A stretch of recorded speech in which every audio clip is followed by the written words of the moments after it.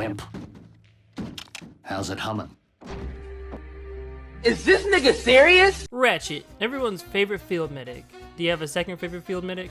Red Alert, I guess. You know, I find it funny that the Decepticons don't even have a field medic. Actually, no, I take it back. They do. It's Knockout, but do you really trust Knockout? When you want your T-Cog replaced, you call Ratchet. When your voice box gets brutally ripped out, Ratchet is your guy. When you're severely injured after a battle, you can bet Ratchet, who is sometimes the only medic, will answer the call. Even though Ratchet isn't anyone's favorite character, you can bet he'll be on everyone's top 5 favorite Autobots list, and I think that's due to how versatile his personality can be. Sometimes he's a concerned doctor. Sometimes he's a wise, not necessarily old, but older man. Sometimes he's an old, grumpy war veteran. Sometimes he's just grumpy and sometimes he's just old. But every time he's adapted, he's always the most concerned of everyone's well-being. He'll nag about how much damage someone on the team will take or how reckless the bots can be during a mission because he knows he's gonna have to be the one to spend hours fixing them. He loves and cares about his friends so much, even if he doesn't outright say it. The amount of care he puts into repairing the team shows it. He's basically breaking his back, putting people back together.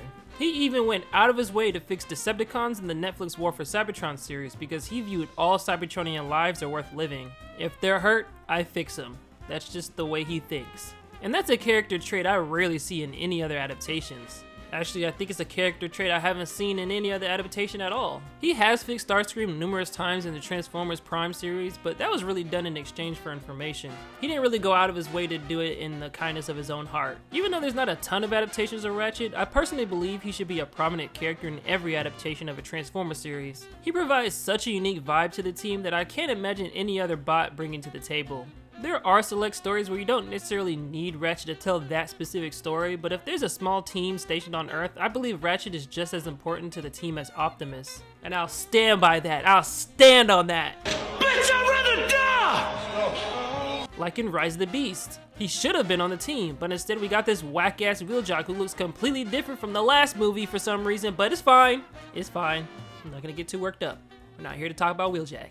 I get them not adding Ratchet to the story because they had to stretch that budget to Cybertron and back because there's just so many robots in that movie, even if they don't really do anything. I'm looking at you, Rhinox. Look how many robots. This is a giant, like, mush though. This looks awful. Regardless if you think this looks ugly or not, there are a lot of robots in this one shot. And not to mention the giant planet, but one of these adaptations have to be deemed the worst, and y'all are gonna be both mad at me and not surprised. The Bayverse gets sniped again. Now I know my last few videos in this series have been me ragging on the Bayverse adaptations, but I'd like to preface this by saying I actually don't mind how he was characterized in the first movie. He had more than 2 lines, he had a fun and charismatic personality, he felt like a medic, and he was badass. Come on, look at this flip!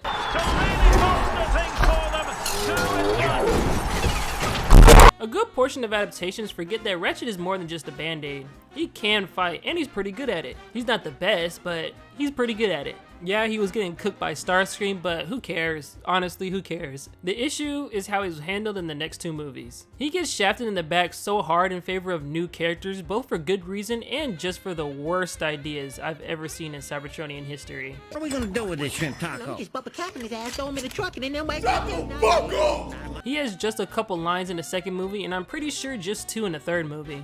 And then he just dies in the 4th movie, which was kinda spoiled in the trailer, but that doesn't really matter. What matters is how poorly Bay handled Ratchet after the first movie. I don't mind that he died in the 4th movie, let me put that out there real quick. That's not a complaint. All the charisma and personality is gone, and he doesn't repair anyone even when moments present itself. Optimus gets his whole arm ripped off. Ratchet, can you come look at my arm real quick? It hurts a lot, please. And he's just gonna stand there and be like, we did it, guys. We saved the city. He's less of a medic and more of a soldier. It's different than Ironhide. Ironhide is meant to be like the soldier of the team, and he performs that job really well. A little too well sometimes.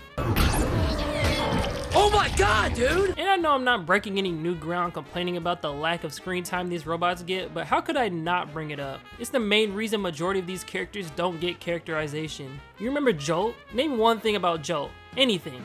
Or a C. I think I'm gonna die in this house. At least the Wreckers had lines. And I get it, in order for these movies to exist in live action, you're gonna have to sacrifice some characters to the background of the screen. A lot of people brought this point up when I posted the Shockwave video, and I kinda wanna address the Shockwave video cause y'all are just hilarious. But if it's such a necessity to neglect characters in order to maintain a budget, then just leave it in animation. You could do so much in animation with a smaller budget. The best Transformers movie is animated. The second best Transformers movie is still animated.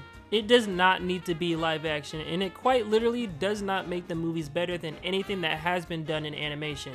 You could argue it makes them more entertaining, but I personally do not find entertainment in seeing my favorite characters reduced to background characters, and then blame it on the budget. When people complain about other people complaining about how the characters are handled in the live action movies, it sounds to me like they only watch the movies to see robots blow stuff up. I like seeing the robots blow stuff up too, but I'd also like the robots that are blowing stuff up to be actual characters. That's why animation is the superior medium to tell a Transformers story.